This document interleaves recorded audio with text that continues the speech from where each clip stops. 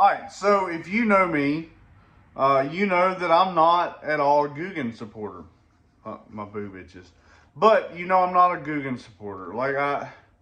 Nothing against them personally. I've used a couple of their baits and I did not like it. It just was, there was something about them that I did not like. I felt like personally they weren't up to my caliber of fishing. So I decided, what better person to break down one of their baits straight out of the package. You'll see me pull it, open it up, and give it an honest review.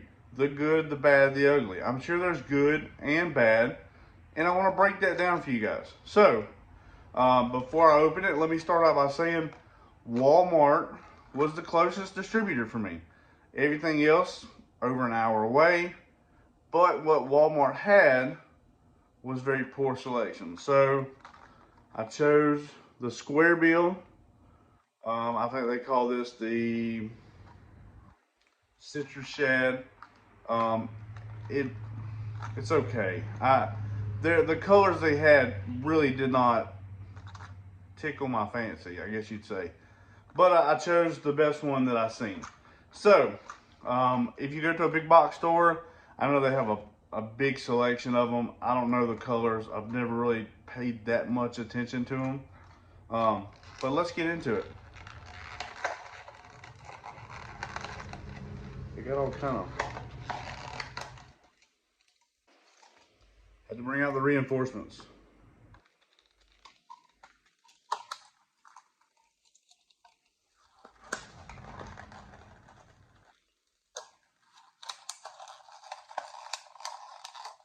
So, really good packaging apparently. So that's a plus for them.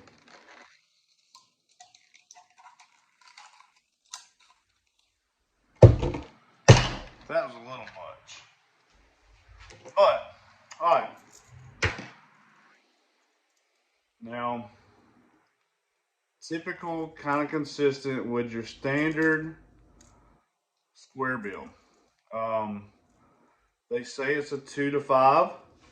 And one cool thing about it is it has it right there at the bottom, 2 to 5. I do wish that a lot of crankbaits would label like that, because if not, I usually write it on the bottom. But um,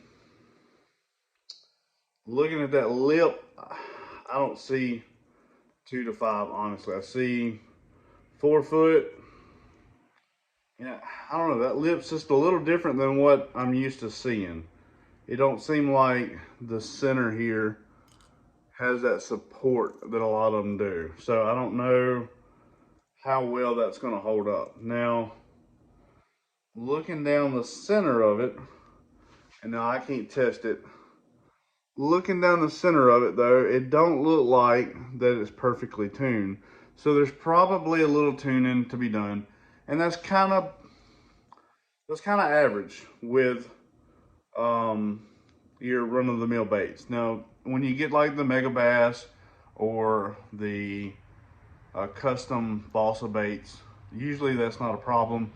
But when you deal with like Bandit, Strike King, stuff like that, you may have to do some tuning.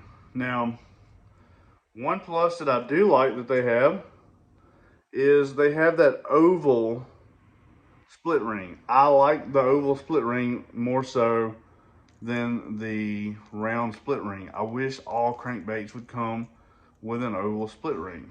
The paint or the finish on it is a little much for me. That white, and now of course there's a backlight, but that white is very, very bright. Like, I mean, it's like a Colgate commercial, and to me that's a little much. So if you were to fish this bait, one of the first things that I would do, of course, is tune it. I'd hit the side with like some 120 grit sandpaper. Just take that sheen off of it. I feel like that would help. Now, also, the hooks do not feel sharp at all. I mean, you see, and it's like just a cheap treble hook. I don't know which treble hook they use, but I would change those out for sure. Now that's consistent with any other run-of-the-mill crankbait. Strike King, Bandit, I'm gonna change the hooks out. When you step up and you do like the Spro crankbaits or the Mega Bass, you don't have to change them out as much. Now the split ring here, see, the split ring there, that seems a little large, a little excessive. I might even drop down a size on that. That's just my personal preference. Um, I still, that lip, something about that lip, I'm not real certain on. It may hold up, but you may have issues with it. So there it is. Good, bad, ugly.